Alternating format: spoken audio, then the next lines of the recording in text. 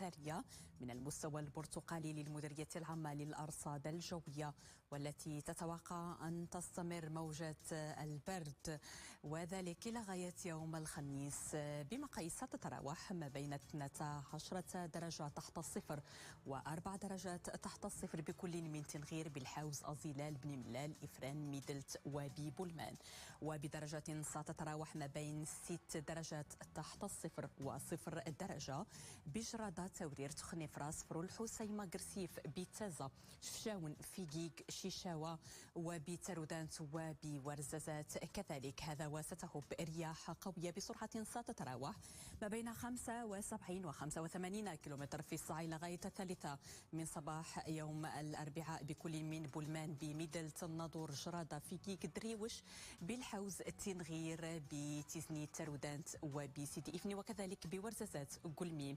وبأسزاق. هذا ويتوقع نزول ثلوج بالمرتفعات التي يفوق علوها 900 متر إلى غاية الثامنة من صباح يوم الأربعاء، وذلك بمرتفعات الأطلس الصغير المتوسط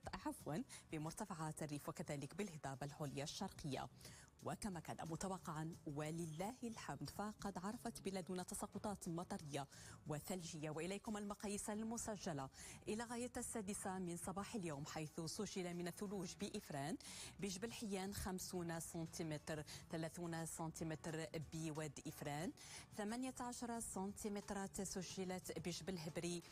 بالسفح و30 سنتيمتر بالقمة، بمشليفن 15 سنتيمتر بالسفح و27 سنتيمتر بالقمة، بتمحديت 3 سنتيمترات بالسفح و25 سنتيمتر بالقمة، بعلوح 20 سنتيمتر، بأزيلال بجبل الزرقي 20 سنتيمتر بالسفح و40 سنتيمتر بالقمة، بجبل مريق 10 سنتيمترات بالسفح و25 سنتيمتر بالقمة، بتندة 25 سنتيمتر، وبشيشة وبتيمين دونيت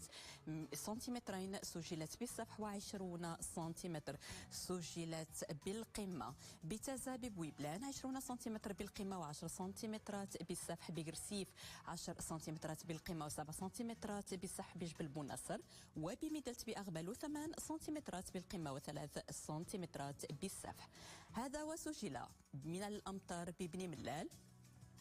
33 ملم، 30 ملم بإفران، 24 ملم بتكركوست، 22 ملم بمراكش، 19 ملم بوجدة، 18 ملم بسيدي سليمان وبتازا، 15 ملم بسلا، 12 ملم بمكناس، 10 ملم سجلت بالرباط وبأسفي، 9 ملم بفاس، ناظور، بن سليمان